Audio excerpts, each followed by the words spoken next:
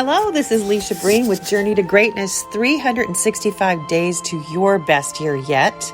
I hope you're having a beautiful day, and thank you for being here. You know, a lot of us are going through difficult times right now, and I'm here to say that it's all in how we look at those difficult times that makes the difference between getting through them successfully or failing miserably and staying stuck. You see, we can perceive difficulty as a threat, or we can perceive difficulty as a challenge. And as Winston Churchill once said, a pessimist sees the difficulty in every opportunity. Think about that for a minute. The pessimist sees the difficulty in every opportunity. An optimist sees the opportunity in every difficulty. Now, you probably know where I'm going with this. Our words and the words we use to describe any situation, they do not just describe our reality as we see it, they create our reality. Choose your words carefully. If you assess a situation as a threat, you're going to feel a lot of stress. However, if you assess the same situation as challenging, your emotional reaction is going to be possibly one of excitement, as something that you can overcome, as something that you can win at. The same event, external event, can be experienced very differently by two different people based on the words that the person uses to describe the situation. A lot of people are petrified of public speaking. One person might find the idea of being in a speech tournament, like me, exciting, and looking forward to possibly having an opportunity to winning that trophy for the speech, while another person may be absolutely petrified and feels like they're going to pass out with the thought of having to give a public presentation. Our individual reality is a product of what's going on in our mind and what's happening on the outside. We are a co-creator of the experiences in our lives. And what this really comes down to is we each have the ability to choose how we want to respond. But you hear it all the time. Stephen Covey always would say, the famous self-help professional would always say, your biggest gift is the right to choose. But I will submit, you can't choose if you're not aware of what's going on inside of you. It's easy to see what's going on outside of us. But the way we label it, the way we present it to ourselves is coming from our belief systems and our emotions and our fear factor. And if we're not in touch with who and what we are and how we're responding, then chances are we're going to view whatever it is out there as a threat that's not to our liking. We'll see it as a threat instead of an opportunity. But if we become aware of how we're thinking and how we're feeling in the moment, then we can choose our response to whatever the external happenings are outside of us, big and small. Like anything, what I'm referring to is a habit that you have to create. You have to work on it. You have to develop it. This awareness is something you create. I really didn't learn any of this until I was about 55 years of age. You can call me a late bloomer. That's fine. But I was pretty reactive, emotionally reactive. I would panic at the drop of a hat. And although I had successes in my life, there was never a steady flow of successes. There was always these high highs and low lows. And it was because I wasn't self-regulating. It was because I couldn't self-regulate because I wasn't aware. Can you relate to this? Because everybody's on a spectrum from, being able to self-regulate quite nicely and be aware of how they're responding to the world around them and their own internal world, to not being aware at all and pretty much running on autopilot. So the first step here, to be able to look at a challenge or a difficulty as an opportunity and seize it that way, is by becoming aware of what's going on inside, so that you can self-regulate, so that you can choose how you want to respond. Again, your reality is a product of both the subjective, which is what's going on in your mind, and the objective, what is out there. So you are, whether you're aware or not, a co-creator of your experiences in your life, which makes each one of us very responsible for the outcome. A lot of reasons that we don't pursue more in our life is because we're afraid. We're afraid of failing. We're afraid of those challenges. We're afraid of those difficulties, whether they're, coronavirus and the government and economic difficulties. That's the outside circumstances that maybe we didn't have anything to do with. But once again, we can direct our focus on how we absorb that information, and we can see it in an optimistic way, we can view it in an optimistic way, or we can let ourselves become very fearful and frightened. And it's up to us to choose how we respond. But a lot of times I will submit that we don't take the steps in life. We don't play full on because we're really afraid of the difficulties and the failures that can come about by getting in the arena of life. So a lot of us will avoid making mistakes, and we won't even try. We'll hide from life, stay in jobs that are stagnant for 10, 15, 20 years because we're too afraid to step out of it. We're not only in a comfort zone, but we're too afraid to really get outside of that and try. And we're too afraid to learn from our failures. In fact, we don't see failures as a learning opportunity at all. We see them as humiliating or embarrassing or something to avoid completely.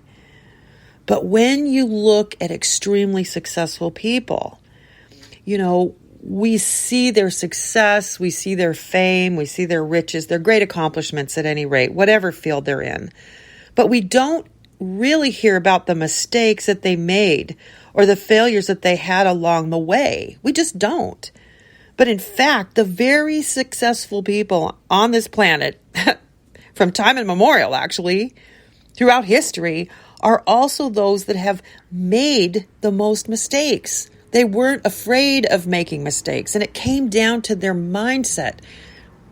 They were not afraid of failure. They were not afraid of discomfort. They weren't afraid of difficulties because they understood that they were necessary. Listen to this for a minute. People who achieve great things, no matter what field they may be in, they understand that failure is not a stumbling block, but it's a stepping stone on the road to success. And here is the golden nugget. There is no success without risk and failure. I'm going to say it again. There is no success without risk and failure. The reason we fail to see this truth is because the outcome is more visible than the process. So when we're looking at Oprah Winfrey, we're seeing her billions of dollars, her fame, her success, but we don't see what it took for her to get there. We don't understand that. We don't even bother to try. We just think she snapped her fingers and she got there. That's not how it works. We see the final success and not the many failures that led to Oprah's success. When you acknowledge that fulfilling your potential must involve failure, you will no longer run away from the risks and the challenges. Here's a truth, a hard fact. that we need to embrace if we really want to build the foundation for the rest of our lives going forward, so that we can not only have our best year yet, but our best life ever. It's you've got to learn to fail or fail to learn. And becoming successful, becoming great, becoming a master means you failed a lot of times. You failed a lot of times to get to that mastery. So again, mistakes and errors and challenges and difficulties, they're an inescapable part of your life and mine. They're just an inescapable part of life, and a critically important part of a successful life. We learn to walk by falling. We learn to talk by babbling. And then we learn to shoot a basket, if we're into basketball, by missing the basket. We have to learn to perceive the possibility of mistakes as a learning opportunity for growing and developing and getting closer to our goal. We have to stop obsessing about deviating from the straight and narrow. When failure is no longer our enemy, we experience a lightness of being, free of the oppressive facade of perfection.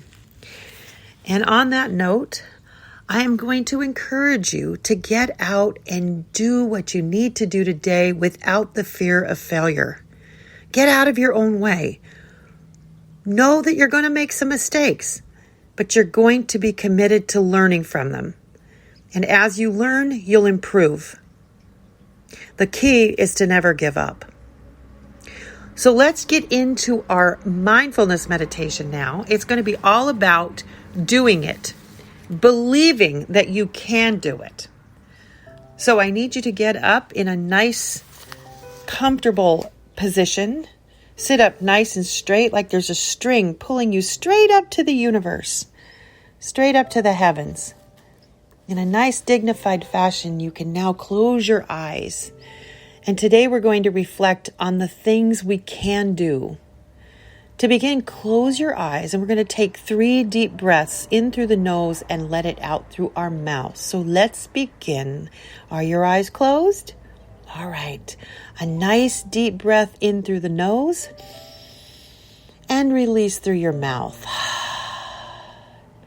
Deep breath in through the nose and out through your mouth.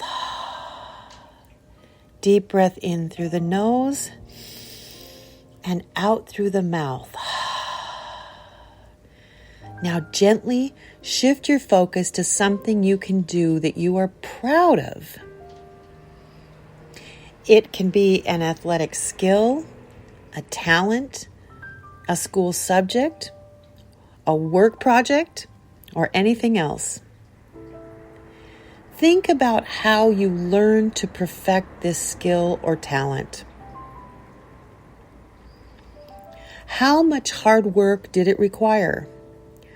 Was it challenging? Was it easy? Did you ever feel like giving up when you were working on it? What kept you from giving up?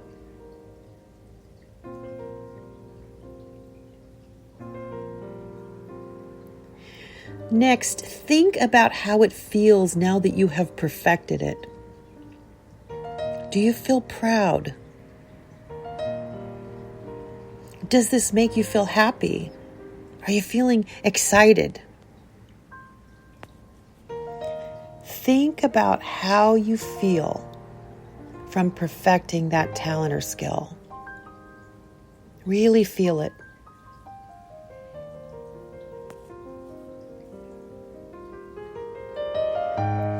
Now think about something that you would like to be able to do. Something that you haven't accomplished yet, or haven't maybe even tried. Maybe it's to play the piano or a guitar.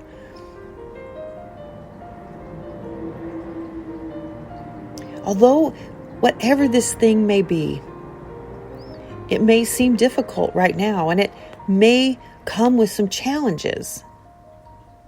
right now, I want you to remind yourself that you can do it. Begin to think about how it will feel when you master this new skill or talent.